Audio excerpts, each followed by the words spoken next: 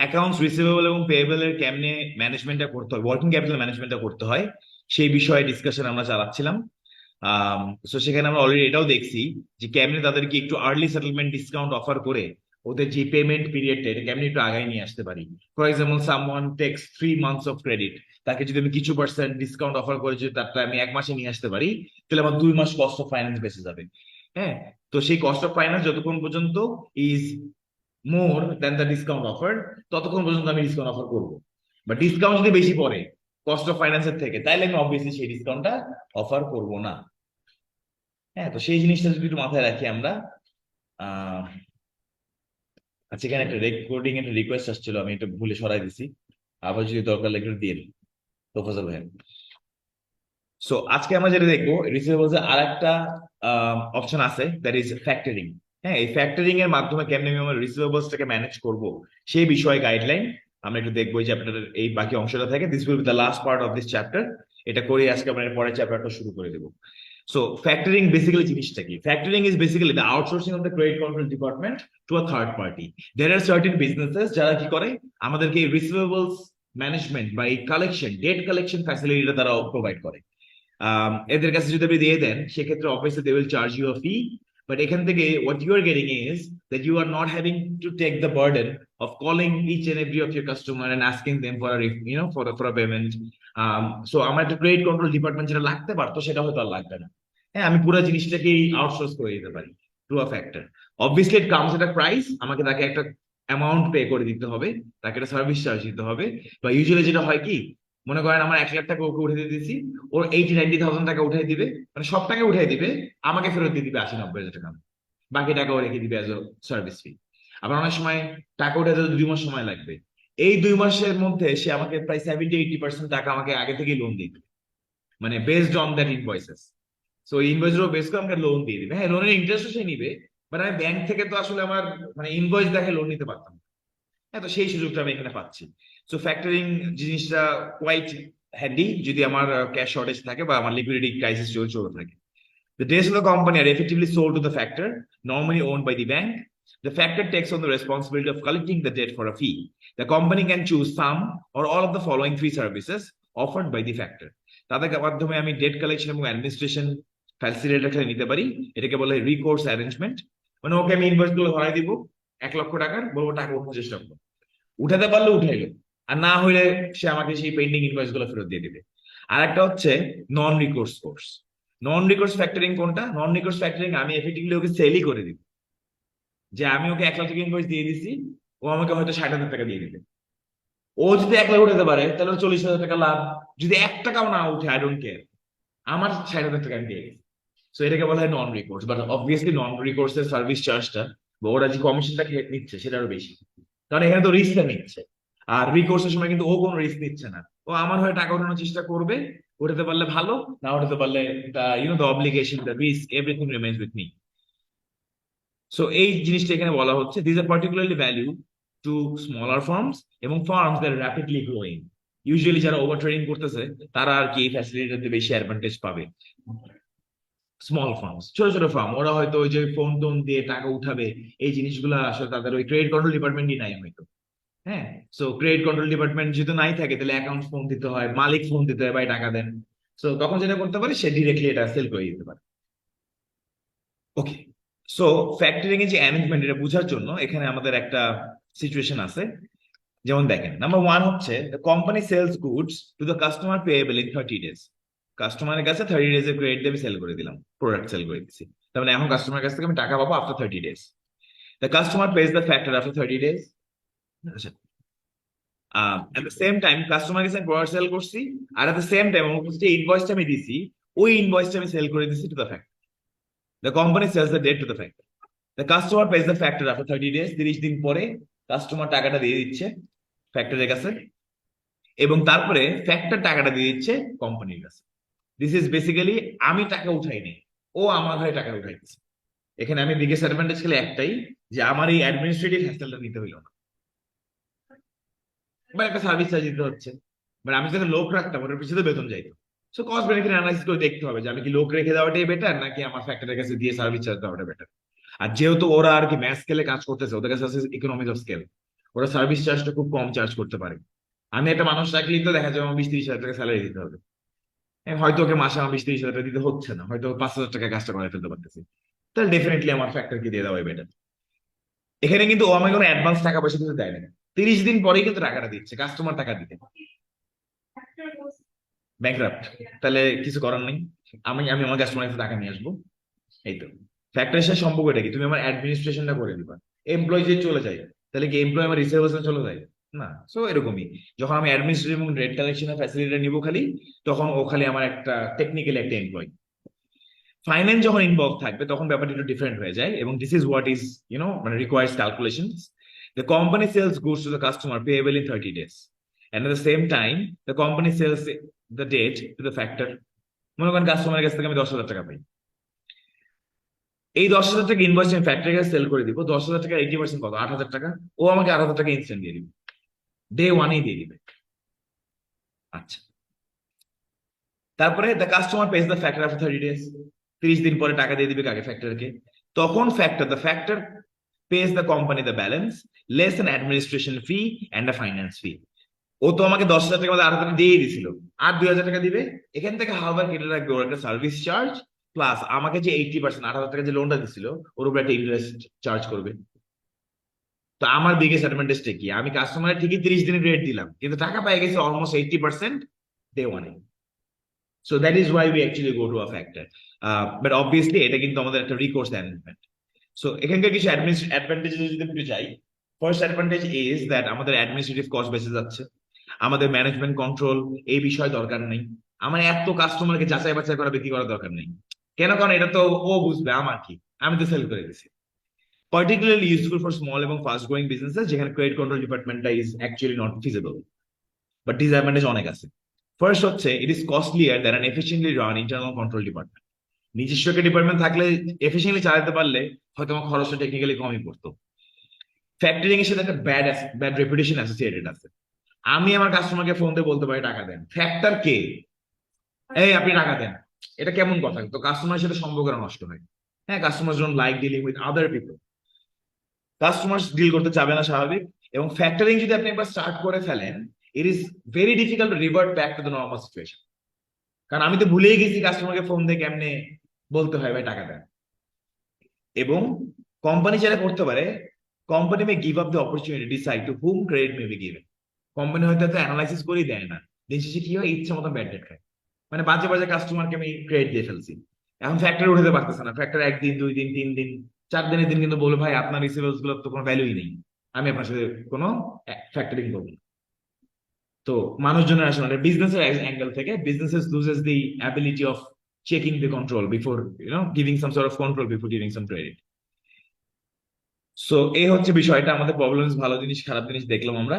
আমরা একটু এখানে একটা অঙ্ক আছে, will try to do this and try to get the and wholesome idea of what's actually going on.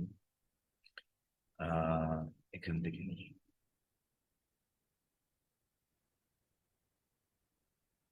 So এখানে যদি আসি,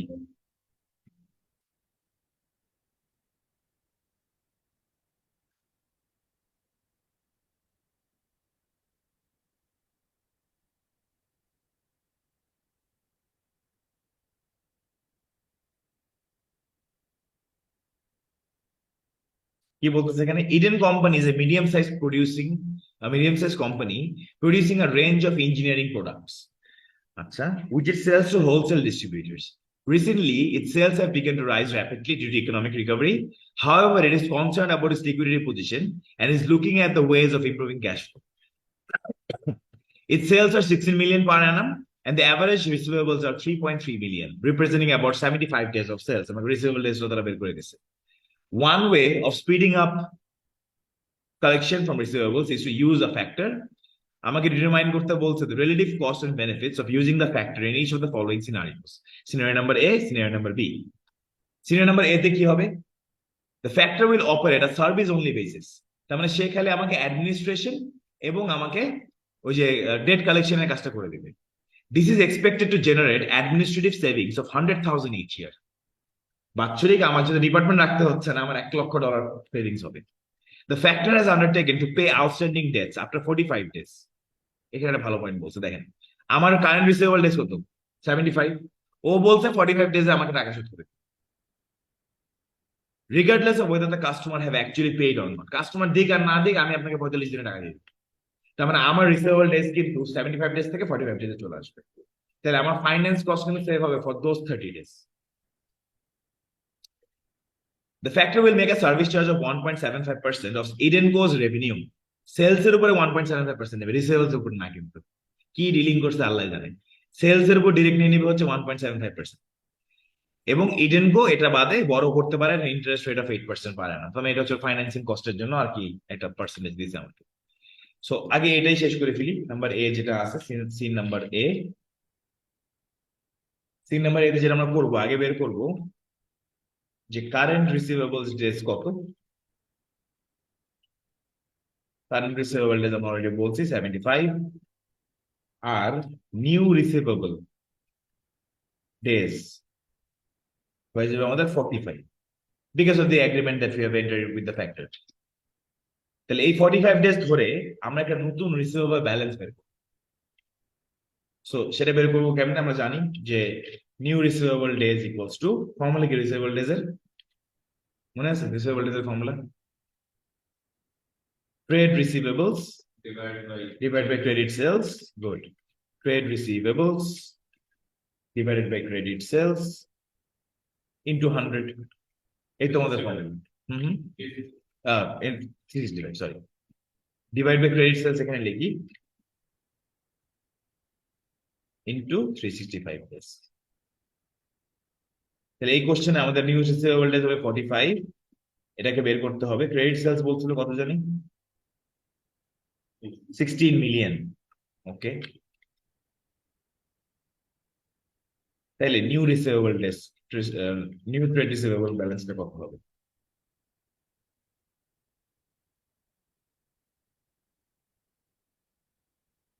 তো সিম্পলি যেটা করব, 45 into 16 million divided by 365. So this is my new balance, 1972603.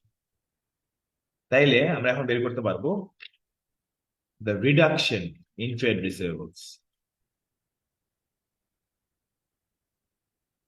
তাহলে কত টাকা আমার রিডিউস হয়ে গেল? আগে ছিল কত আমাদের? 3.3 মিলিয়ন। সো এখান থেকে বাদ যাবে এই অ্যামাউন্টটা। তাহলে রিডাকশন ইন ট্রেড রিসিভেবলস হবে আমাদের 1.3 মিলিয়নের মতো। Therefore সেভিংস ইন, আচ্ছা আমি এখানে ডিরেক্ট কস্ট বেনিফিট অ্যানালাইসিসের কলমটা বলে ফেলি। কস্ট বেনিফিট অ্যানালাইসিস করার জন্য আমাদের সেভিংস ইন ফাইন্যান্স কস্ট, এই টাকাটার উপরে এখন আমার বাঁচবে কত? ওদের এমন কত বড় বড় করতে পারে 8%, তাহলে আমাদের এটার উপরেই 8% টাকা বেঁচে যাবে। However, this comes at a cost, এটার সাথে আমাদের কিছু খরচ অ্যাড করতে হবে। এখান থেকে আমার কি কি অ্যাড হবে? আমাদের সার্ভিস চার্জ কাটবেও একটা, and that is 1.75% on sales. তাহলে 1.75% into sales হচ্ছে 16 মিলিয়ন। এখানে তো ক্রস হয়ে গেছে। আর কি দেখবো? আচ্ছা, আরেকটা বেনিফিটও আছে কিন্তু আমাদের এখানে, ওই যে বলছো না সেভিংস ইন অ্যাডমিনিস্ট্রেটিভ কস্ট হবে একটা। সেভিংস ইন অ্যাডমিনিস্ট্রেটিভ ইয়ারলি আমাদের 1 লক্ষ টাকা বাঁচবে। তাও নট এনাফ। তাহলে আমাদের দেখেন নেট বেনিফিটে আছে নাকি নেট কস্টে আছে? আমরা কিন্তু নেট লসে আছি। তো এই ডিলিং এ যাওয়া যাবে না। ফ্যাক্টরের এগ্রিমেন্টটা, আমার এই টাকাটা কমে আসতেছে না ট্রেড রিসিভেবলস, মানে এই টাকার উপর আমার এখন ফান্ডিং লাগবে না। তাহলে আমার 8% কস্ট অফ ফাইন্যান্স বেঁচে যাবে।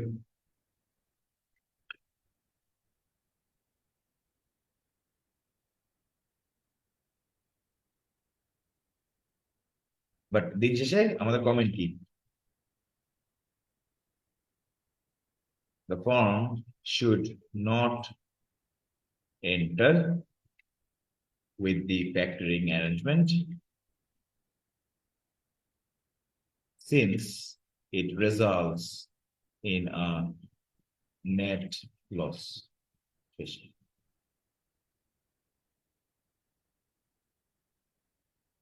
সিন বিতে চলে যাবো। সিন বিতে অবশ্য কি দিতে সেটাও দেখতে হবে। সিন বির আরেকটা ফ্যাক্টরের কি option, it is now considering a factoring arrangement with a different factor where 80% of the book value of invoices is paid immediately. Instantly আমাকে 80% টাকা দিয়ে দিবে এবং এর জন্য তার 10% অবশ্য চার্জ করবে। Nothing is free obviously. Suppose that this factor will charge 1% of sales as their fee for managing the sales ledger, and then there will be administrative savings of 100,000, আবারও 1 লক্ষ টাকা আমার বাঁচবে। But that outstanding balances will be paid after 75 days. তার মানে আমার কিন্তু কোনো রিডাকশন রিসিভেবলস হবে না, ওই 75 ডেজ পরেই কিন্তু আমাকে দিতে। সো আমাদের এই যে এখানে একটা বের করছিলাম রিডাকশন, এগুলো করতে হবে না, ডিরেক্ট আমরা কস্ট বেনিফিট অ্যানালাইসিস করতে পারবো। এগুলো সরাই দিই, ডিরেক্ট আমরা চলে আসতে পারবো cost benefit analysis. Savings in finance cost তো আমাদের আসলে নাই, ইনফ্যাক্ট এগুলো সবই সরাই, গ্যাপটা ক্রিয়েট করি।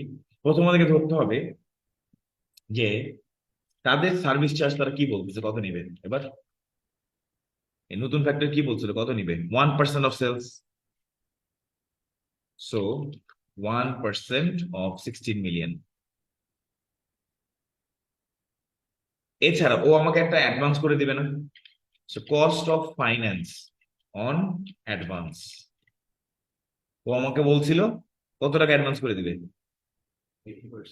80% of the book value of invoices আমাকে অ্যাডভান্স করে দিবে। ওইটার উপর আবার 10% হবে হচ্ছে আমাদের চার্জ। সো 80% অফ 3.3 মিলিয়ন, তাই না, ইন্টু 80%, এটার উপরে আবার চার্জ হবে হচ্ছে 10% ইন্টারেস্ট। সো 264,000 টাকা কিন্তু আমার একটা অ্যাডিশনাল কস্ট আছে। এখন দেখবো আমাদের সেভিংস গুলা। সেভিংস ইন অ্যাডমিনিস্ট্রেশন 1 লক্ষ টাকা বাঁচবে। আর একটা সেভিংস ইন ফাইন্যান্স কস্ট আসলে আছে,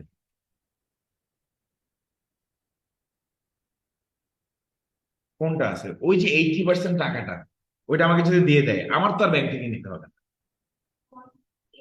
3.3 মিলিয়নের 80% টাকা আমাকে অ্যাডভান্স দিয়ে দিচ্ছে না, তাহলে ওই 80% এর উপর তো আমার ব্যাংকের কাছ থেকে কোনো ইন্টারেস্ট দিতে হবে না। So that is my savings. হ্যাঁ, ওটা পুরোপুরি সেভিংস আমার হবে, ওই 8% আমাকে আর পে করতে হবে না ব্যাংকে। তাইলে 3.3 মিলিয়ন ইন্টু 80% ইন্টু আমাদের ইন্টারেস্ট রেট ছিল 8%, এটা কিন্তু আমার সেভিংস হয়ে যাবে। তাও লসে আছি দূর। তাহলে এই এগ্রিমেন্টেও যাওয়া যাবে না। ও যদি এখানে সার্ভিস চার্জটা কমাইতে পারতো তাইলে হয়তো একটা সুযোগ থাকতো। এই 1% এর জায়গায় যদি এখন আমরা নেগোসিয়েট করে ওকে 0.5 নিতে পারি তাহলে কি লাভ হবে, তাও লাভ হয় না। কি দিব ওরে আমি, 0.1 না 0.2 দিলে হবে না, 2.5 দিলে হয়ে যাবে, তাও থাকে লাভ। এটুকের জন্য সার্ভিস চার্জ কেন ফোন দিবে আমার কাস্টমারে। ঠিক আছে, সো এই হচ্ছে আমাদের সিনারিওটা। It's quite easy and always আমাদের এই যে ইনভেন্টরি ম্যানেজমেন্ট বা রিসিভেবল ম্যানেজমেন্ট থেকে একটা কোশ্চেন আসবেই, এটা আচ্ছা আমাদের। ভাই, আমরা কি এটা লস ইন ফাইন্যান্স কস্ট লিখতে পারি না? কারণ 10%-এর জায়গায় আমার 8% তো আমার আমি পাচ্ছি, আর 10% খরচ হচ্ছে, তো আমার 2% আমি সরাসরি লিখলেও তো হয়। ওটা হলে বসাতে পারেন প্রফেসর ভাইয়া, বুঝছেন, যে 2% আমার কি হবে, এক্সট্রা। লস, হ্যাঁ, এক্সট্রা পেমেন্ট। কিন্তু এটা কি আমি যেটা বলবো যে একটু try to be more detail when you are doing the working, professor ভাইয়া। কারণ এসএসসি তে বিউটি আছে কি, এরর ক্যারি ফরওয়ার্ড। কোন জায়গায় যদি মিস্টেক করেন আপনি খালি ওইটুকের জন্য পেনালাইজ হবেন, আর আপনি যদি একবারে করেন তখন কি হচ্ছে, অ্যান্সার বললে আসছে না পুরোটাই কাট। এখানে কিন্তু আমি দূরে সুযোগ দিচ্ছি, এটা বের করার জন্য আমাকে দিবে 0.5, আবার এটা বের করার জন্য 0.5, বুঝতে পারছি। এই আর কি। তো একটু ডিটেলস করাটাই বেটার। এমন ভাবে করবেন যে আপনি একটা শিশুকে বোঝাচ্ছেন যে কেমনে কাজগুলো করতে হয়। হ্যাঁ, বিকজ ফরম্যাটস কিন্তু অনেক subjective when it comes to management accounting papers, PM বলেন এফএম বলেন। হ্যাঁ, এফআর এ আবার কিছু নাই, এফআর একটা ফরম্যাটই আছে ফলো করেন, কিন্তু ট্যাক্সেও এরকম। কিন্তু এখানে কিন্তু যত প্রেজেন্টেশনের উপর কিছু সুবিধা অ্যাডভান্টেজ পাওয়া যেতে পারে, so make use of that. বুঝতে পারছি। ওকে, এখন যদি আমরা যাই আমাদের এই পার্টে, এই চ্যাপ্টারে আসলে আর কিছু নাই এরকম দেখার মতন, that is all about this chapter. আমরা চলে যাবো এর পরে চ্যাপ্টারতে, which chapter number 10, working capital management, and this is the last chapter of working capital. So cash and funding strategies যেটা, সেটা একটু শুরু করি। আমরা এখানে আসি যতটুকু পারবো টান দেবো, বাকিটা আমরা নেক্সট ক্লাস শেষ করে শনিবারে শেষ করে একটা এক্সাম ভিডিও দেখে ফেলবো। Anyway, so moving on with my cash management, এই চ্যাপ্টারটি একটু মোটামুটি থিওরিটিক্যাল, বাট এখান থেকে কোশ্চেন আমাদের এমসিকিউ বলেন, এমজিকিউ বলেন, সিআর টাইপ কোশ্চেনে তো আসতেই পারে। সো ফার্স্ট রিজন হচ্ছে, why do we hold cash, why does a business hold cash? So তিনটা ক্যাটাগরিতে ভাগ করছে। The first one is transaction motive. আমার তো ডে টু ডে ট্রানজাকশন করতে হয়। আমার এমপ্লয়ি চা বিস্কুট খাবে, স্টেশনারি কিনতে হবে, কোনো পিকনিকে যাবে, সো সবকিছুর জন্য কিন্তু আমার একটা ক্যাশ লাগবে। কাস্টমার আসে, ভাঙতি দিতে হবে। So transaction motive is very simple, থাকতে হবে। আর একটা হচ্ছে প্রিকশনারি মোটিভ। হঠাৎ করে একটা এমার্জেন্সি মে অ্যারাইজ, তখনও আমার কিন্তু একটা ক্যাশ পকেটে লাগতে হবে। হ্যাঁ, লিকুইড ক্যাশ থাকতে হবে। আমি সব টাকা ব্যাংকে ফেলে দিয়েছি, সব টাকা ইনভেস্ট করে দিয়েছি, দ্যাট ইজ নট মানে ওকে। এন্ড ফাইনালি হচ্ছে ইনভেস্টমেন্ট, স্পেকুলেটিভ মোটিভ। আমার হঠাৎ করে একটা ভালো অপরচুনিটি আসতে পারেন ইনভেস্টমেন্টে, আমার হাতে ক্যাশ থাকলে আমি করতে পারবো, নাহলে পারবো না, শেষ, তোমাকে ছেড়ে গেল। হ্যাঁ, হ্যাঁ, হ্যাঁ, ঠিক আছে। সো আরেকটা হচ্ছে কি, আমাদের স্পেকুলেটিভ মোটিভ, হঠাৎ করে একটা খুবই লুক্রেটিভ একটা ইনভেস্টমেন্ট অপরচুনিটি আসতে পারে। If I have liquid cash in my hand, I can invest there. So this are the three reasons why a business will want to hold cash. Failure to carry sufficient cash levels can lead to, আমি আমার হাতে cash না থাকলে customer supplier আমাকে একটা ভালো offer দিল, যে ভাই আপনি তাড়াতাড়ি টাকা দিয়ে দেন, আমি আপনার 15% ডিসকাউন্ট দিয়ে দেবো। এরকম টাইপের অপরচুনিটি মিস করতে পারি। আমার সাপ্লায়ারের সাথে গুডউইল নষ্ট হইতে পারে। সাপ্লায়ার হয়তো বিপদে পড়ছে, আমাকে ফোন দিয়ে বললো, বস প্লিজ তাড়াতাড়ি টাকাটা দেন। আমি তাড়াতাড়ি দিতে পারলো, সাথে রিলেশনশিপও মেনটেন করতে পারলাম, হাতে ক্যাশ না থাকলে দিব থেকে। Next, it can lead to poor industrial relations. এমপ্লয়কে যদি বেতন ঠিক মতো না দিই, বাড়িওয়ালাকে যদি ঠিক মতো বেতন না দিই, সো বিভিন্ন রকম সমস্যা আসতে পারে। এবং all this things can amount to a potential liquidation as well. Business profitable হইতে পারে, বাট হাতে ক্যাশ না থাকলে the business probably might not survive. So এগুলো হচ্ছে আমাদের কিছু থিওরিটিক্যাল জিনিস, এগুলো মানে একটু গল্প আকারে বলতে হবে। এখানে বুলেট পয়েন্টস বলা আছে, বাট আমি যে গল্পগুলো বলতেছি সেগুলা বা এখানে যেভাবে লেখা থাকে এগুলোকে একটু ইউজ করে একটা অ্যান্সারে আসবে। When it comes to cash management, এখানেও কিন্তু সেই লিকুইডিটি এবং প্রফিটেবিলিটি যে গল্পটা, সেটা এখানেও আছে present, since we are in working capital. Simple কথা, আমি যদি অনেক টাকা হাতে রাখি তাহলে আই মোর লিকুইড, বাট তখন আমি লেস প্রফিটেবল। কারণ হাতে টাকা রাখা মানে কি, আমি তো কোনো জায়গায় কোনো ইন্টারেস্ট পাচ্ছি না, কিছুই পাচ্ছি না। কিন্তু আমি যদি হাতে টাকা কম রাখি, আমি যতটুকু টাকাই থাকবে আমি ব্যাংকে ফেলে রাখি, একটা ছোট অ্যামাউন্ট হলেও তো ইন্টারেস্ট আসবে, so that will make me more profitable. So it's all about the situation. If I am very much liquid, I'll try to become a bit profitable. If I am very much profitable, তখন আমি চেষ্টা, but আমি liquidity কম, তখন আমি একটু প্রফিটটাকে hamper করলে করবো, কোনো সমস্যা নেই। সো ক্যাশ বাজেটস এবং cash flow forecast. What is the cash flow forecast? Cash flow forecast is basically the current forecast, current prediction of what is going to come in the future. আজকে আমার receivers কাছ থেকে 2 মাস পরে টাকা পাবো, সাপ্লায়ারকে 1 মাস পরে টাকা দিতে হবে, প্রত্যেক মাসে এত এত বেতন যাবে, এটাকে বলা হচ্ছে কি ফোরকাস্ট। এখানে বাজেট বলতে কিছু হয়নি। ফোরকাস্টটা করার পরে we can identify the problems with our forecast. যেমন বাংলাদেশের কনটেক্সটে যারা রিটেল বিজনেস গুলো করে মেইনলি, বা রিটেলার থেকে সাপ্লাই করে, বেশিরভাগ রিটেলারই কিন্তু হোলসেলারের কাছ থেকে ক্রেডিটেড প্রোডাক্ট নিয়ে যাচ্ছে। তো ঈদের সময় কি হয়, ঈদে বিজনেসের অনেক সেলস হয়, কিন্তু মেজরিটির সময় এগুলো হয় হচ্ছে ক্রেডিটে। মানে যদি আমি একটা এফএমসিজি ইন্ডাস্ট্রির কথা বলি, বাট ওই মাসটা কিন্তু কোম্পানির খরচ অনেক বেশি আছে। সাপ্লায়াররা ফোন দিয়ে বলে যে ভাই তাড়াতাড়ি টাকা দেন, কারণ ওদের তো লেবার টেবারকে পে করতে হবে, বিজনেস ইটসেলফ তাদেরকেই তো বেতন দিতে হবে, বেতন খালি সাথে আবার বোনাস দিতে হবে। সো ক্যাশের একটা ক্রাইসিস কিন্তু এই সময় দেখা যায়। সো বিজনেস যদি ওর ফোরকাস্ট দেখতেই পারে যে না এই মাস বা 2-3 মাসের আমার একটা ক্যাশ ডেফিসিট আছে, তাহলে সে আগে থেকে ব্যাংকের সাথে লোন টোন নিয়ে একটা নেগোসিয়েশনে চলে আসতে পারবে, যে আমি এমন তারিখে আসবো, আমি 3 মাসের জন্য লোন নিব, 3 মাস পরে টাকা শোধ করে দিব। সো আমার প্ল্যানিংটা সুন্দর হয়। হ্যাঁ, so cash forecast is basically আমার এস্টিমেটটা। ক্যাশ বাজার হচ্ছে my commitment, my planned action of how I want my cash flow to be. এটাও একটা ফোরকাস্ট, বাট এখানে কিন্তু আমার অ্যাকশন প্ল্যানটা আছে। দেখাই দিব যে এপ্রিল মাসে টাকা নিচ্ছি, 3 লাখ টাকা আমার ক্যাশ ইনফ্লো হলো কোথেকে, ব্যাংক থেকে। ইন্টারেস্ট গেল গেল গেল, চতুর্থ মাসে বা ফিফথ মাসে আমার টাকাটা আমি এবার আউটফ্লো দেখাই দিলাম। সো আমি পুরো প্ল্যানটা আমি দেখাইতে হবে। So that is basically the cash budget. So cash forecast, cash budget যেটা, এটার একটা ফরম্যাট আছে। বেসিক্যালি আমাদের রিসিপ্টস কত, রিসিপ্টস মানে কি কি ইনফ্লোজ আসবে, মান্থ বাই মান্থ ইউজুয়ালি করা হয় এটা। সো আমার যত রকম রিসিপ্টস আছে সবগুলোকে আমি দেখাবো প্রথমে। রিসিপ্টস কোথা থেকে আসতে পারে, ফোরকাস্ট বলেন বাজেট বলেন একই কথাই, একই ফরম্যাটে চলে আসবে দুটি। সো আমার রিসিপ্টস এর মধ্যে ইউজুয়ালি আমার আসবে কি, আমার কত টাকা আসবে ফ্রম মাই সেলস, সেটা ক্যাশ হোক ক্রেডিট হোক। ক্যাশ হলে কি হবে, যে 10,000 টাকা সেলস, আপনার কোশ্চেন এমনি বলবে 70% of the money is received on the month of sale. The rest 28% is received in the next month. 10,000 টাকার মধ্যে 7,000 টাকা ইনফ্লো দেখাই দিব আমি মান্থ ওয়ানে, আর 28% বলতেছি পাওয়া যাবে কবে, মান্থ টু তে বা নেক্সট মান্থ। তাহলে এই 10,000 টাকার 2800 টাকা দেখা দিব ওখানে। বাকি 2% কি, বাকি 2% bad debt. And bad debt হলে কি মাইনাস দেখাবো? না, এই জায়গায় অনেক সময় মিস্টেক করে বসি। ব্যাড ডেট বলতে মানে কি আমরা এটাকে ক্যাশ আউটফ্লো দেখাই দিই। ব্যাড ডেট তো ক্যাশ আউটফ্লো না, ইনও না, কোনো ক্যাশই না, এটাকে না পাবো না, এই আর কি। So that has no cash impact.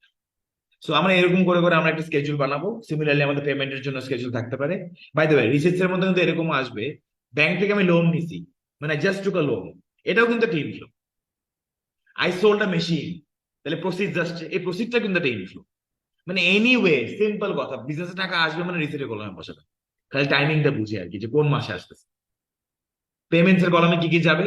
আমার অবভিয়াসলি আমার সাপ্লায়ারের পেমেন্ট গুলো যাবে, আমার অপারেশনাল যেই ওভারহেডস গুলো থাকবে সেগুলো যাবে, আমার লেবারের খরচ গুলো যাবে। এখানেও টাইমিং এর বিষয় থাকতে পারে, সাপ্লাই হয়তো আমাকে 2 মাসে ক্রেডিট দেয়, তাহলে এই মাসে আমি যা পারচেস করবো সেটা টাকা আমি দেখাবো থার্ড মান্থে। সো এরকম টাইপের সিনারিও পেয়েছে আর কি পুরোপুরি। এখানে it's nothing to difficult, it's just the format that we have to maintain. এটা এক্সামে আসার চান্স একদমই নাই বলতে পারেন, মানে বড় ফরম্যাটে, because it is quite straightforward. এবং এখানে আপনার চাইলে অনেক কমপ্লেক্স করতে পারে, যেমন এটা নিচে একটা কমপ্লেক্স কোশ্চেন দেওয়া আছে, এটা এক্সামে আসবে না। এবং ওইখানে অনেকটুকু ম্যানেজমেন্ট অ্যাকাউন্টিং পিএম এর অনেক নলেজ ফলেজ লাগে, সেগুলো আমাদের লাগবে না। The exam it is unlikely to come, because there are so many other things to test other than this thing. So receipts এবং পেমেন্টস দেখানোর পরে আমরা একটা নেট ক্যাশ ফ্লো পাবো। এখানে একটু বুঝার দরকার আছে, জিনিসটা দেখি আমরা। ফর এক্সাম্পল মান্থ ওয়ানে আমাদের 10K আসছে, আর আমাদের গ্যাসে হচ্ছে 8K, তাহলে আমাদের নেট ক্যাশ ফ্লো কত হবে? 2K, 2,000 টাকা আমার মোট আসছে। গ্যাসে 8,000, আসছে 10,000, তাহলে 2,000 আমার এক্সট্রা আছে। এটার সাথে অ্যাডজাস্ট করবেন ওপেনিং ব্যালেন্স। ওপেনিং ব্যালেন্স মনে করেন 1,000 টাকা, তাহলে ক্লোজিং কত? 3,000 টাকা। এই মাসটা শুরু করছিলাম 1,000 দিয়ে, 2,000 টাকা আমার টোটালে আসছে, তাহলে মোট আমার ব্যালেন্স কত? 3K। এইটাই আবার হয়ে যাবে কি পরের মান্থের ওপেনিং, আর এখানে যা আছে সেটা করবেন, ক্লোজিং আসবে, এইটাই আবার এই মাসের opening, and it goes on. এই হচ্ছে আমাদের সিনারিওটা। এখানে একটা কোশ্চেন আছে, আমি এটা করাবো না because it is too detail. আপনাদের সময় সুযোগ হলে একটু একবার গো থ্রু করবেন যে কি কি বলছে, just try to C the answer. হ্যাঁ, আমাদেরকে এক্সামে এমসিকিউ তে যেটা করে ইউজুয়ালি, এই টাইপের কোশ্চেন্স গুলো হয়তো এতটুকু সলভ করতে বলবে। যেমন দেখেন, মান্থ ওয়ানে সেলস করবে 96,000, এর মধ্যে 25% of the sales will be for cash, the remainder will be on credit for settlement in the month following that of sale. তার মানে 25% দেখাই দেবো মান্থ ওয়ানে, 75% দেখাই দেবো মান্থ টু তে। সো এই টাইমিং গুলো সাজাতে করতে পারে, আপনাকে বলতে পারে যে মার্চ মাসে কত টাকা আসবে, তাহলে মার্চ মাসে কি আসবে? ফেব্রুয়ারি মাসের 75% আসবে, আর মার্চ মাসে নিজের 25% আসবে। মানে এরকম টাইমিং, মানে সিনারিও বেসড আপনাদেরকে গল্পগুলো বলবে। এখানে আরো কিছু প্যাচ আছে, কি বলতেছে দেখেন। Discount of 10% will be given to selected trade customers who represent 25% of gross sales. তার মানে আমার এই 96% এর মধ্যে 10% মানুষ ডিসকাউন্ট পাবে। আগে ওইটা বাদ বাদ করবেন, আলাদা করবেন, তারপরে যা থাকবে ওইটার মধ্যে আমরা বুঝি নাই। হ্যাঁ, 25%। হ্যাঁ, মানে আমার গ্রস সেলস 25% আমি কিসে দিয়ে দিব, এটা ডিসকাউন্ট পাবো। মানুষ বলে না, সেলস বলে না, কিন্তু কথা। So এরকম টাইপের কিছু সিনারিও থাকবে, এটা করে আর কি জাস্ট আমাদের ডিসিশনে আসতে হবে যে whether we are in a surplus or deficit. আর একটা ওয়ে হচ্ছে আমাদের স্টেটমেন্ট অফ ফাইন্যান্সিয়াল পজিশন থেকে ইউজ করতে হইতে পারে। পার মান্থ সেলস যেটা বলতেছে 96,000, হ্যাঁ, 96।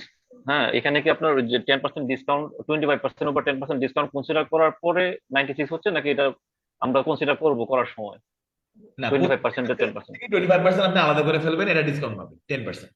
আচ্ছা, মানে এখন যেটা দেওয়া আছে এটা গ্রস। হ্যাঁ, হ্যাঁ, আচ্ছা। এটা গ্রস। নেট কোনটা? ডিসকাউন্ট ফেলানোর পরে যেটা থাকবে সেটা। আচ্ছা, আর একটা হচ্ছে আমাদের এসওএফপির ফরম্যাট। এসওএফপির ফরম্যাটে কেমনে কাজ করে? ব্যালেন্স শিট, ব্যালেন্স শিট আমরা জানি যে the accounting ratio is accounting equation কি, asset equals to capital plus liability. কারণ অ্যাসেটের মধ্যে দুই ধরনের অ্যাসেট থাকে, non current asset, current asset. এখানে কিন্তু ওই যে আইএস, মানে এফআরএ, আমরা আইএস 16 বা প্রত্যেকটা আইএস আইএফআরএস কমপ্লাই করে অনেক ডিটেইল একটা ব্যালেন্স শিট বানানো যায় না, এত কিছু এখানে দিবে না। They will keep it very simple. Basically দেখেন এখানে কি বলতেছে, নন কারেন্ট অ্যাসেট 192,000 টাকার আছে, কারেন্ট অ্যাসেটস এর মধ্যে ঢুকাবে এই তিনটা জিনিস ইউজুয়ালি, ইনভেন্টরি, রিসিভেবলস এবং ব্যাংক। তাহলে টোটাল আমার কারেন্ট অ্যাসেট আছে 98,000, টোটাল অ্যাসেট কত? 290,000। এরপর আমাদের ক্যাপিটাল সেকশনে দেখা যাচ্ছে 21634, 250,000, trade payable, dividend payable, tax পেয়েবলটা থাকতে পারে অ্যাজ কারেন্ট লায়াবিলিটি, সব মিলে আমাদের এখানে 40,000 আছে। ব্যালেন্স শিট ম্যাচ করে গেছে, 290 এখানেও এবং 290 এখানেও। তো এটাতে আমি কেমনে ফোরকাস্ট করবো ক্যাশ ফোরকাস্ট?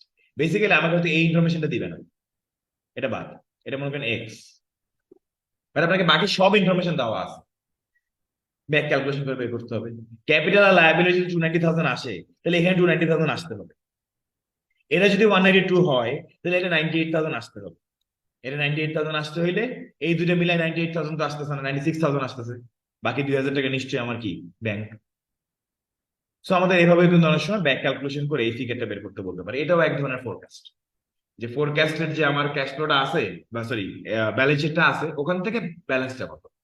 বিকজ আমাদের একটু একেবারে ফরম্যাট দেখলাম না ক্যাশ বাজেট, ক্যাশ বাজেটে 12 মান্থের লাস্টে যে ক্লোজিং ব্যালেন্সটা থাকবে ওইটাই কিন্তু এখানে আসে। আর যদি নেগেটিভ থাকে তাহলে এখানে আসবে না, তাহলে আসবে নিচে, কারেন্ট লায়াবিলিটিতে ব্যাংক ওভারড্রাফট নামে আসবে। আচ্ছা, এছাড়া আরেকটা মেথড হচ্ছে using working capital ratios, preparing a cash flow forecast from working capital ratios. Basically যেটা করতে হবে এখানে আমাদেরকে, the technique is used to help forecast overall cash flow. The pro forma below is used. Operating profit দিয়ে শুরু করবো, depreciation add করে দেবো because depreciation is a non cash item. এবার আমাদের ক্যাশ ফ্লো ফ্রম অপারেশনস গুলো দেখাবো, পেয়ে যাবো। এখান থেকে আমি অ্যাড করবো things that are giving me money. For example non current asset sell করে দিছি, লং টার্ম একটা লোন নিছি বা শেয়ার সেল করছি। এখান থেকে মাইনাস করবো আমার সব ধরনের খরচ, নেট ক্যাশ ফ্লো পাবো। সো আমাদের এখানকার যে কোশ্চেন গুলো আছে একবার গো থ্রু করবেন, নাথিং টু ডিফিকাল্ট, যে সিম্পলি আমাদেরকে আহ মানে F2 বা এরও আগে যে পেপারস গুলো ছিল সেখানে আমাদের এগুলো শিখাইছে, এখানে জাস্ট রাখা হয়েছে জাস্ট একবার দেখার জন্য যে হ্যাভ অ্যান আইডিয়া। এবার এটা থেকে আমাদের খুব বেশি এক্সামে কোশ্চেনের সুযোগ নাই, এক্সাম কিন্তু বেশি এটা পাবো না। সো যা দেখবেন এখান থেকে একবার একটু দেখে নেবেন। ম্যাথমেটিক্যাল নাই, বাট ম্যাথমেটিক্যাল যদি আসে সেটা এমসিকিউ মতো লিমিটেড থাকতে পারে। আচ্ছা, এখন এসএসসি তারপরে হ্যাজ এ নটোরিয়াস মানে কি বলবো হিস্ট্রি অফ টেস্টিং সামথিং হঠাৎ করেই, মানে কথা নেই বার্তা নেই। তো এই জিনিসগুলো খুব চ্যালেঞ্জিং কিছু না, বাট আপনাদের কাছে শকিং লাগতে পারে কেন, কারণ দেখেই তো নেই। তো এরকম অনেক কিছুই আছে, এই জন্য বলতেছি এই জিনিসগুলো এখানে যেগুলো দিচ্ছি অঙ্কগুলো এগুলো একটু বাসায় একবার দেখে নিবেন যে হোয়াটস হ্যাপেনিং, বাট এগুলো core part of the syllabus definitely না। হ্যাঁ, বাট এখন থেকে যেটা পড়বো এগুলো আমাদের এক্সামে আসবে, এবং these are the core parts which is cash management model. We have a dilemma, obviously we have a dilemma, যে কত টাকা আমি আমার লিকুইড রাখবো, কত টাকা আমি ইনভেস্ট করবো। দুনিয়াতে এমন কোনো পাগল নাই যে সব টাকাই লিকুইড করে রাখবে, কোনো কিছু ইনভেস্টমেন্ট করবে না। আবার এমন কোনো মানুষ নাই যে লিকুইড ক্যাশ 1 টাকাও রাখবে না, পুরোটাই আমি ইনভেস্টমেন্ট করে রাখবো। So there has to be a perfect amount, কত টাকা আমার আসলে লিকুইড রাখা উচিত বা কত টাকা আমার ইনভেস্টমেন্ট রাখা উচিত, এই বিষয়গুলোকে নিয়ে বুঝার জন্য এখানে কিছু প্রুভেন মেথোডোলজি আছে, কিছু মডেলস আছে। And obviously these are all মানে হাইপোথেটিক্যাল মডেলস, এগুলোর কিন্তু আসলে রিয়েল লাইফের ইমপ্লিকেশন খুবই লিমিটেড। হ্যাঁ, বাট হ্যাঁ ঠিক আছে, রিয়েল লাইফে আপনি ন্যাচারালি যে জিনিসটা করতেছেন সেটাকে ভ্যালিডিটি দেওয়ার জন্য আপনার এই মডেলস গুলো আছে। ঠিক আছে, না যাই করতেছি খারাপ হচ্ছে না, এর এই মডেলের আশেপাশে রিসেপ্টটা আসতেছে, বাট এগুলোর ভিতরে প্রচন্ড পরিমাণে অ্যাজাম্পশনস আছে, এই অ্যাজাম্পশনস গুলো রিয়েল লাইফে আসলে এক্সিস্টই করে না। হ্যাঁ, সো এটা এফএম এর একটা বিশাল বড় সমস্যা, এবং এটা আসলে এফএম এর সমস্যা না, এটা ফিউচার ফোরকাস্টের সমস্যা। whenever we are dealing with the future we have to assume because future is uncertain. So cash management models are aimed at minimizing the total cost associated with the movement between a current account. Current account মাথায় রাখবেন, current account কি, ব্যাংকের current account কোনো interest দেবে না, but very liquid. আমি যে কোনো মানে আমার ড্রয়ারে টাকা থাকা আর কারেন্ট অ্যাকাউন্টে টাকা থাকে একই কথা। বিজনেসটা ড্রয়ারে টাকা রাখে না, ব্যাংকে রাখে। তো ব্যাংকে বিজনেস যে অ্যাকাউন্টে রাখে দ্যাট ইজ কারেন্ট অ্যাকাউন্ট। আর একটা হচ্ছে শর্ট টার্ম ইনভেস্টমেন্ট রাখি কিনা। তো শর্ট টার্ম ইনভেস্টমেন্ট যদি আমি করি, ধরেন 2 মাসের একটা এফডিআর, 3 মাসের একটা এফডিআর, 1 মাসের একটা এফডিআর, এখন এটা কিন্তু একটু লেস লিকুইড, কারণ 1 মাস আগে তারা আমি ভাঙাতে পারবো না, পারবো but there will be penalty, কিন্তু এখানে আমার ইন্টারেস্ট আছে। সো দ্য থিং ইজ কত টাকা কারেন্ট অ্যাকাউন্টে রাখবো, কত টাকা শর্ট টার্ম ইনভেস্টমেন্ট করে রাখবো। কারণ হঠাৎ করে দরকার পড়লো, আমি যদি শর্ট টার্ম ইনভেস্টমেন্ট ভাঙাই নিয়ে আসি, every time I am having to pay something. আবার আমি কারেন্ট অ্যাকাউন্টে অনেক টাকা ফেলে রাখছি, লাগলোই না, তাহলে পুরো মাস আমি ইন্টারেস্টটা মিস করলাম। তাইলে আমাদের এখানে কিছু মডেল আমরা শিখবো that will allow us to find out at what point should funds be moved, কখন আমার অ্যালার্মিং পয়েন্ট চলে আসতেছে যে আমি কারেন্ট অ্যাকাউন্ট থেকে টাকা শর্ট টার্মে দিয়ে দিব বা শর্ট টার্ম থেকে কারেন্ট অ্যাকাউন্টে নিয়ে আসবো। How much should be move in one go, মানে কখন করব এবং কত টাকা করব। তার মানে আমি যদি এটাকে মিলাই কিছুটা ইনভেন্টরি ম্যানেজমেন্টের মতন চলে যাচ্ছে, যে রিঅর্ডার লেভেলটা কতটুকু, রিঅর্ডার কোয়ান্টিটিটা কতটুকু। সো এর জন্যই এই বাউমল যে ক্যাশ ম্যানেজমেন্ট মডেল, এই Baumol model has done exactly that. Inventory management করার জন্য আমরা ইওকিউ শিখছিলাম না, ওই ইওকিউটা ওরা কপি পেস্ট করে দিচ্ছে। সো ইওকিউ মডেলটা আমাদের যদি দেখি, এখানে কিছু অ্যাজাম্পশনস আগেই আছে বলে নিচ্ছি। Cash use is steady and predictable, আমি জানি আমার প্রত্যেকদিন কত টাকা লাগে। কারণ ভাই এটা তো অ্যাজাম্পশন একটা, কারণ প্রতিদিন কি একদম এক্স্যাক্টলি সেম অ্যামাউন্টে লাগবে? Very unlikely. ক্যাশ ইনফ্লো কত হবে আমি জানি, এবং এই টাকাটাই আমার আসবে। যাবে কত এটাও জানি, আসবে কত তত তত জানি। Day to day cash needs are funded from current account, আমার রেগুলার যে টাকাটা লাগে সেটা আমি কারেন্ট অ্যাকাউন্ট থেকে নিই। এছাড়া বাফার ক্যাশ আমার রেখে দেওয়া আছে in the short term investment, কিছু সেফটি ক্যাশ আমি রেখেও দিচ্ছি in the short term investment. So ফর্মুলাটা অলরেডি আমরা দেখছি, Q equals to 2 COT divide by CH। এখানকার সিও হচ্ছে the transaction cost. Every time I am breaking FDR and bringing it to my current account, আমার একটা cost যাচ্ছে না? বা এভরি টাইম আমি কারেন্ট অ্যাকাউন্ট থেকে ট্রান্সফার করতেছি যদি ইনভেস্টমেন্ট, আমার সার্ভিস চার্জ নিচ্ছে না বা একটা কস্ট যাচ্ছে না, তো সেটাকে বলা হচ্ছে ট্রানজাকশন কস্ট, ব্রোকারেজ বা commission etcetera whatever you call it. D হচ্ছে the annual demand of my cash over the entire period, এবং CH হচ্ছে the cost of holding cash.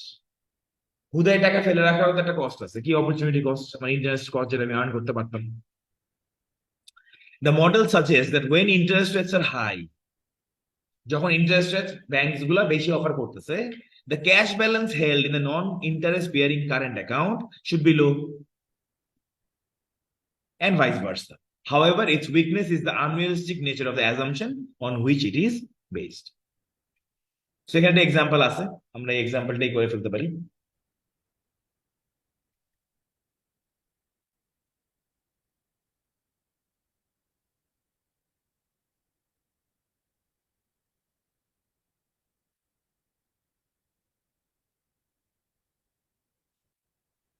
কি বলছে, company generates 10,000 per month excess, মানে বছরে কিন্তু আমার মোটামুটি 1,20,000 টাকা এক্সেস থাকবে। আচ্ছা, which it intends to invest in short-term securities, the interest rate it can expect to earn on its investment is 5% per annum. তার মানে ব্যাংকে না রাখলে এই 5% হচ্ছে আমার হোল্ডিং কস্ট।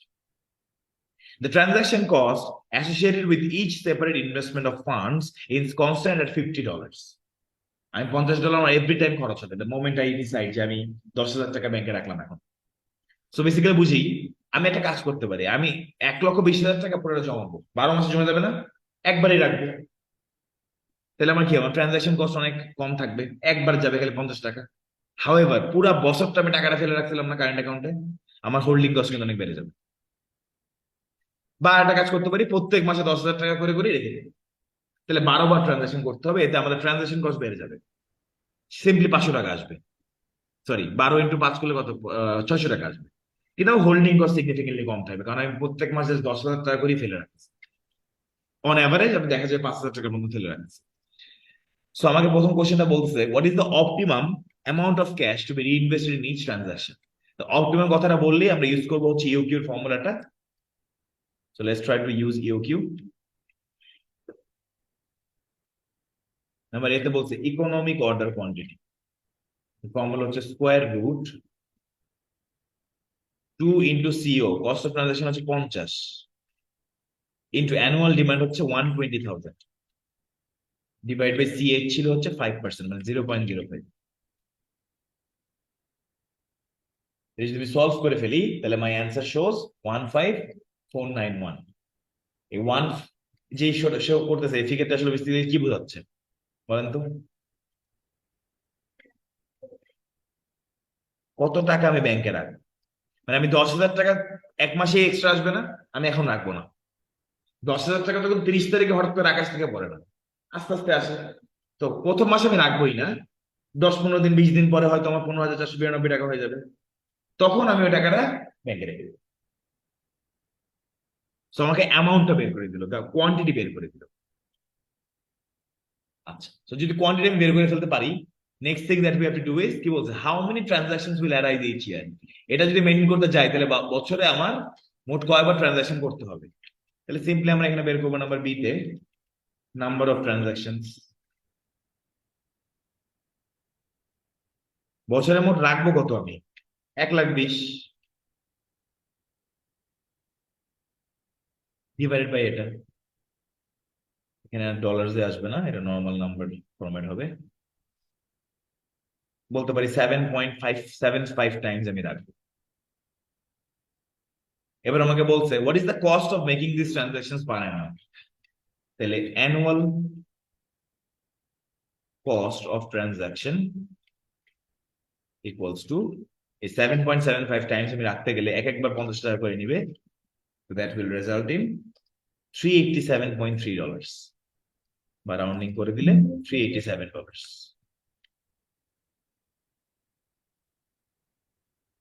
লাস্টে বলছে what is the opportunity cost of holding the cash per Anam, holding cost হচ্ছে তাহলে annual holding cost equals to average inventory into holding cost per unit. Average inventory বের করি কেমন আমরা, কোয়ান্টিটি যেটা আসতেছে which is 15,492 divide by 2 into holding cost per unit, এখানে তো 0.055% বলছিল আমাদের এটা, তো দেখেন ঘুরে ফিরে ওইটাই আসছে 387। এবং আমরা জানি তো যে ইউকিউ লেভেলে কস্ট অফ ট্রানজাকশন এবং হোল্ডিং কস্ট সেমই থাকে, সেটা করা লাগতো না, 387 বসে দিলে হয়ে যেত, হইতো। ক্লিয়ার?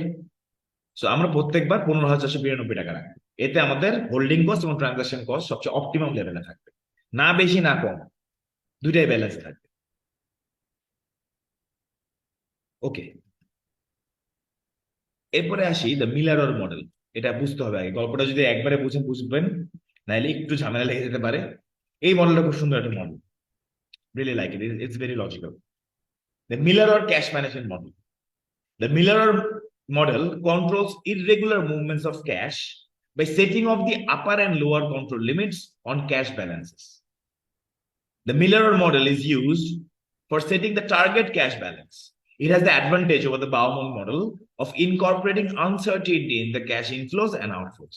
ওখানে যে আমরা ইনফ্লো আউটফ্লো জানবো, এটা জানতেই হবে, এখানে সেটা দরকার নেই। সো দুইটা অ্যাজাম্পশন কিন্তু ফেলাই দিছে, so that makes the model more stronger than that. তো ডায়াগ্রামে বেসিক্যালি কি কি আছে আমরা একটু ডায়াগ্রাম থেকেই বুঝি, একটু এই গল্পটা এখানে বুঝি, তারপর আমরা নর্মাল ল্যাঙ্গুয়েজে বুঝে নিব না। There is something call the minimum level, এটাকে বলা হবে লোয়ার পয়েন্ট, এল।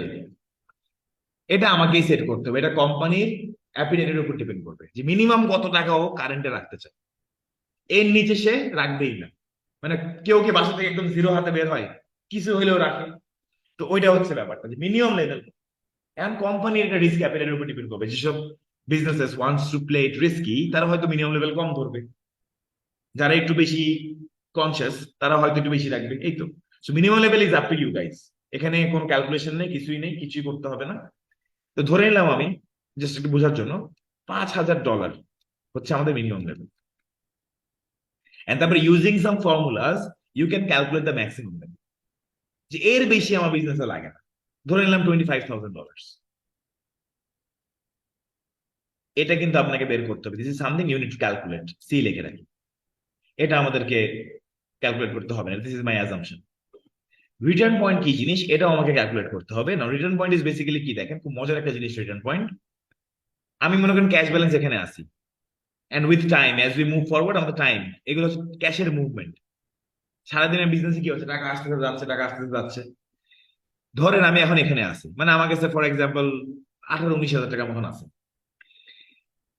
টাইম যাচ্ছে, টাকা বাড়তেছে বাড়তেছে, আবার কমা শুরু করছে, বাড়তেছে কমতেছে, বাড়তেছে কমতেছে, বাড়তে বাড়তে বাড়তে একটা মানে এখানে হিট করছে। The moment it hits 25,000 my balance, সাথে সাথে কি করবো আমরা, একটা অ্যামাউন্ট রিটার্ন পয়েন্ট মতো যতটুকু লাগে এটা আমি ব্যাংকে ডিপোজিট করে দেবো, এটা আমি ইনভেস্ট করে দেবো। ধরেন আমার রিটার্ন পয়েন্টটা আসলো এখানে জাস্ট বোঝার স্বার্থে 12,000 টাকা, 25 আর 12,000 মধ্যে গ্যাপ কত, 13,000। এই 13,000 টাকা কি করবো, একটা এফডিআর করে দেবো, একটা শর্ট টার্ম ইনভেস্টমেন্ট করে দেবো। Are be clear? The moment it hits the maximum level আমি কি করবো, একটা শর্ট টার্ম ইনভেস্টমেন্ট খুলে দেবো। তো যদি আমি 13,000 টাকা থেকে গায়েব করে দিই তাহলে 12,000 টাকা থাকবে। এটা আবার নড়াচড়া শুরু করবে, করতে করতে করতে উপরে উঠতে পারে। হবে এখানে বোঝানোর জন্য তারা কি করছে, নিচে নামাইছে।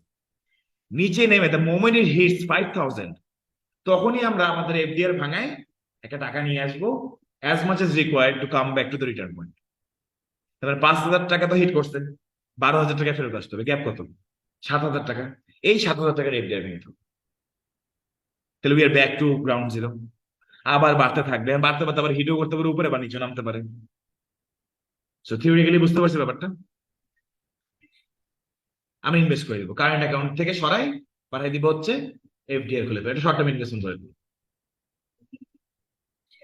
এফডিআর ভেঙে কারেন্ট অ্যাকাউন্টে, এবং অ্যামাউন্ট গুলো কত সেটাও তো বোঝা যাচ্ছে। ম্যাক্সিমাম থেকে রিটার্ন পয়েন্টের মধ্যে যে গ্যাপটা, এটা আমাদের কি, the amount I need to invest. আর মিনিমাম লেভেল এবং রিটার্ন পয়েন্টের মধ্যে যে গ্যাপটা, সেটা হচ্ছে the amount I need to deinvest. এই এটা করা যেতে পারে, দিস ইজ কোয়াইট লজিক্যাল। কিন্তু এখানেও কিছু জিনিসপত্র লাগবে। হ্যাঁ, এখানেও কিছু জিনিসপত্র লাগবে, কারণ আগে আমার একটা নতুন কাস্টমার আসলো, এই একটা কাস্টমারের জন্যই তো আমার ক্যাশের রিকোয়ারমেন্ট চেঞ্জ হয়ে যাবে। তো সারাদিন কি বিজনেস ওই সেট নাম্বার অফ কাস্টমার নিয়ে বসে থাকে? নো। বাট ঠিক আছে, কাছাকাছি বা পাস্ট এক্সপিরিয়েন্স বলতে একটা কথা আছে। আমি 20 বছর ধরে এক্সপিরিয়েন্স বিজনেস করি, তাহলে 20 বছর ক্যাশ ফ্লো যদি একটা অ্যাভারেজ করি, ওইটার উপর বেস করে মডেল বানাই, সমস্যা কি? তাও তো একটু অ্যাকুরেসি থাকবে, একদম টাইটাই মিলবে না, বাট যতটুকু ক্লোজ আসতে পারে। কোম্পানির মালিক এতেই খুশি হয়ে যাবে, আরে বাবা আমরা বলছি এত টাকা ইনভেস্ট করতে, হ্যাঁ খুশি হয়ে যাবে, সমস্যা নেই। তার মানে আমাদের বের করতে হবে কি কি জিনিস, ম্যাক্সিমাম লেভেল এবং রিটার্ন পয়েন্ট। তো এগুলোর জন্য ছোট ছোট কিছু ফর্মুলা আছে, সেই ফর্মুলা গুলো দেখতে হবে। প্রথম হচ্ছে রিটার্ন পয়েন্টের ফর্মুলা হচ্ছে simple, lower limit plus 1/3 of spread. Lower limit হিসেবে যোগ দেবো কি 1/3 অফ স্প্রেড। না, স্প্রেডটা কি জিনিস? Spread is basically the difference between maximum এবং মিনিমাম লেভেল। এই যে গ্যাপটা আছে না, পুরো গ্যাপটা, এই পুরো গ্যাপটাকে বলা হয় স্প্রেড। বুঝেনি কিন্তু, এই ম্যাক্সিমাম মিনিমামের মধ্যে যে গ্যাপটা, এটাকে বলা হচ্ছে স্প্রেড। তাহলে ম্যাক্সিমাম লেভেল বের করবেন কেমনে, ফর্মুলা বলছে, সরি রিটার্ন পয়েন্ট বের করবেন কেমনে, জেড। জেড বের করার জন্য lower limit plus 1/3 into spread. আমাদের এই এক্সামের সাথে অফিসে যাবে না, কারণ এগুলো তো আমি একদম হাইপোথেটিক্যাল ফিগার্স ধরছি।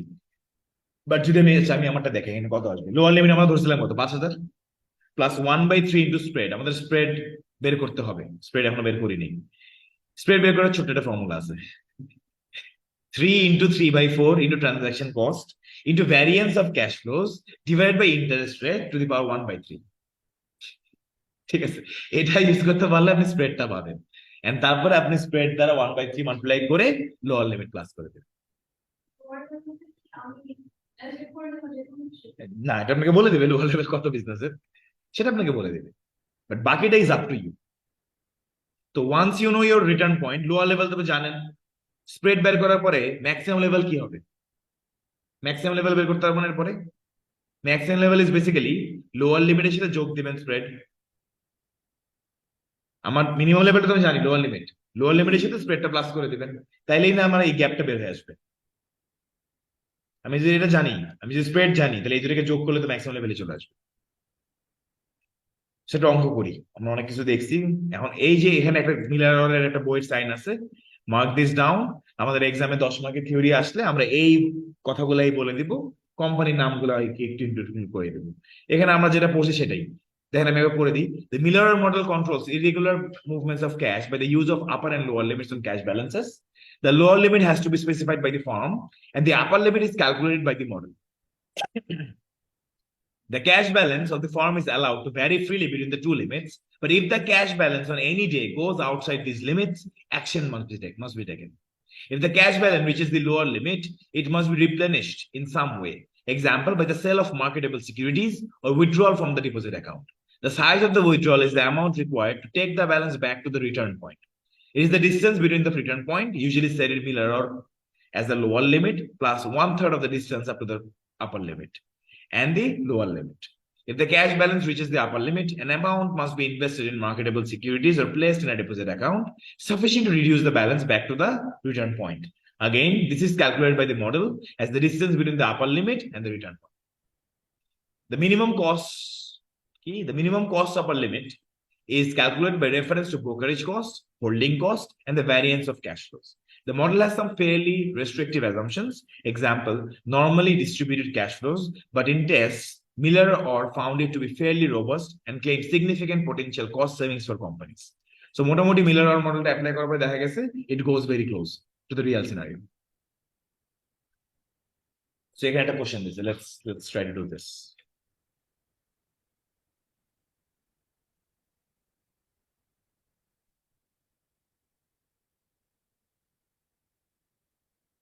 The minimum cash balance is 20,000, আমাকে বলেই দিছে 20,000 টাকা. And transferring money to and from the bank costs $50 per transaction. Inspection of daily cash flows over the past year suggests that the standard deviation is 3,000 per day. আচ্ছা আমাদের এই মডেলটা যদি ফেরত যায় ওখানে তো ভ্যারিয়েন্স চাই নাকি ভ্যারিয়েন্স কি বলছিল এখানে? আচ্ছা হ্যাঁ, ভ্যারিয়েন্স অফ ক্যাশ ফ্লোস বলছে। আচ্ছা, সো আমাকে বলতেছে ভ্যারিয়েন্স অফ ক্যাশ ফ্লোস হচ্ছে হয়ে গেল না, স্ট্যান্ডার্ড ডেভিয়েশন বলে দিচ্ছে, মানে রেগুলার আমার 3,000 টাকা ডেভিয়েট করতে পারে। নর্মাল ডিস্ট্রিবিউশন টেবিলে ফেলে তারা বের করতে পারছে কি 3,000 আপ ডাউন হয়, মানে আমার রিকোয়ারমেন্ট 3,000 টাকা বেশি লাগতে পারে, কম লাগতে পারে, 19-20 বলি না, এরকম 3,000 প্লাস মাইনাস। তো আমাকে তো ফর্মুলাতে স্ট্যান্ডার্ড ডেভিয়েশন তো হবে না, আমার কি লাগবে? ভ্যারিয়েন্স। ফর্মুলায় ফেরত যাই, কি বলছে? 3/4 in transaction cost into variance of cash flows divided by interest rate. So variance বের করবো কেমনে? Variance is basically standard deviation to the power 2, মানে স্কোয়ার করে দেবে। তো 3,000 স্কোয়ার করলে the answer should be 9 million. আমাকে এক্সামে যদি ডিরেক্ট দিয়ে দেয় ভ্যারিয়েন্স, তাহলে ভ্যারিয়েন্স ইউজ করবো। যদি স্ট্যান্ডার্ড ডেভিয়েশন বলে থাকে তাহলে আমরা এটাকে স্কোয়ার করে নেব। The interest rate is 0.03 per day. Calculate the spread between the upper and lower limits. তারপরে আপার লিমিট বের করতে বলছে, তারপরে রিটার্ন পয়েন্ট বের করতে বলছে। সো একটা করে ফেলি। নাম্বার 1 হচ্ছে আমাদের spread.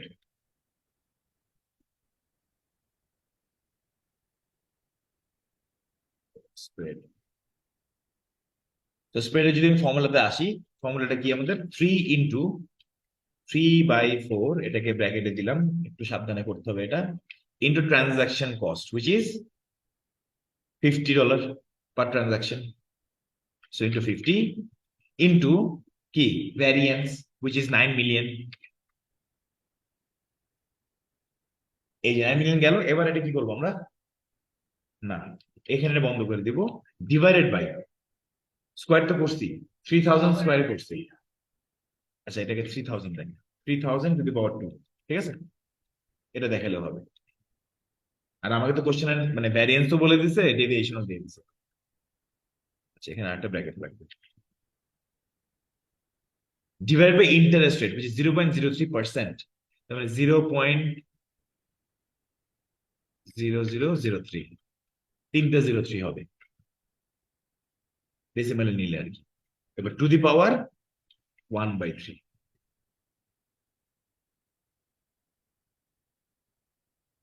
so 31201. Be very careful, এখানে ব্র্যাকেট এদিক ওদিক করে ফেলেলেই খবর আছে। ঠিক আছে, সো ম্যানুয়ালি আপনারা যেটা করবেন ক্যালকুলেটরে ম্যানুয়ালি করে চেক করে দেখবেন, ঠিক আছে? বাট এই ক্যালকুলেশন কিন্তু এক্সেলে দেখাইতে হবে।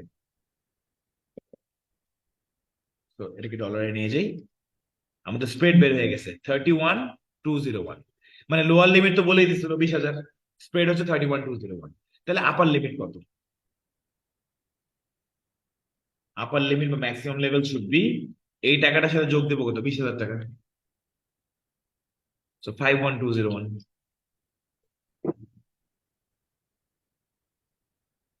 তাহলে নাম্বার 3 তে আমাকে বের করতে বলছে return point Z, and return পয়েন্টের ফর্মুলা ছিল কি? লোয়ার লিমিট, সরি হ্যাঁ লোয়ার লিমিট 20,000 টাকা plus 1/3 of spread, so 1/3 into 31201,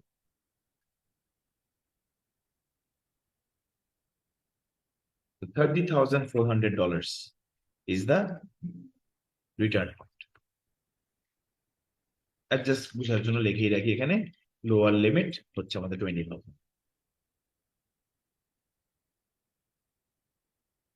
তুমি যদি সাজাই 20,000 টাকা মিনিমাম ব্যালেন্স, ম্যাক্সিমাম হচ্ছে 51,201, এই দুইটার মধ্যে গ্যাপ ইজ অবভিয়াসলি মাই 31201, মাঝখানে আমার আছে রিটার্ন পয়েন্টটা। ক্যাশ ব্যালেন্স যখন 51,201 হিট করবে, সাথে সাথে আমি ব্যাংক থেকে টাকা ভাঙায় 30,400, সরি তখন আমি সাথে সাথে ইনভেস্টমেন্ট করে দেবো। তো আমার ইনভেস্টমেন্টের অ্যামাউন্টটা কত হবে? 51,201 মাইনাস এটা করলে $20,801 আমি এফডিআর করে রাখবো। দিস ইজ মাই ইনভেস্টমেন্টের ভ্যালু। যদি কোনো সময় ম্যাক্সিমাম পয়েন্ট হিট করে, আর যদি কখনো নিচের পয়েন্ট হিট করে, তখন আমি কি করবো? ডি ইনভেস্ট করে নিয়ে আসবো। কত করব? এই দুটোর মধ্যে যে ডিফারেন্স, তো আলটিমেটলি আমার টাকা আসলে ইনভেস্টমেন্ট হবে বেশি, আনলেস আমি বেশি ফ্রিকোয়েন্টলি ডি ইনভেস্ট করতে হয়। একবার ইনভেস্ট, একটা ডি ইনভেস্ট, এমনি করলে কিন্তু ইনভেস্টমেন্ট বেশি হতে থাকবে। আর ঠিক দুইবার ডি ইনভেস্ট করলে, একবার ইনভেস্টমেন্ট করলে ওই টাকা কাটাকাটি হয়ে যাবে অলমোস্ট 10,400 আর 20,800, দুইটা লাইফ লাইন আছে। হ্যাঁ, এরপরে পকেটে টাকা থাকবে। তো এই তো, so I find this model more logical than Baumol. হ্যাঁ, সো এটা এটা বুঝতেও মজা আছে। হ্যাঁ, অবশ্যই এই স্প্রেড মডেলটা মনে রাখতে একটু কষ্ট হয়ে যেতে পারে, স্প্রেডের এই বিশাল বড় ফর্মুলাটা, বাট এটা ডুয়েবল, নট ইম্পসিবল। এই তো, so that's about this chapter. এখানে আরেকটু জিনিসপত্র আছে, এগুলো আজকে আর আমি দেখতেছি না, যে ছোট পার্টটা বাকি থাকবে, এটা ইনশাল্লাহ মানে এক্সাম স্টার্ট করতে। আর আমি স্যাটারডে দিন ইনশাল্লাহ এসে এই পর্যন্ত যা যা হয়েছে সব আপলোড করে দিব, আপনাদের ক্লাসের আগেই করার চেষ্টা করব। ঠিক আছে? ওকে, আল্লাহ হাফিজ।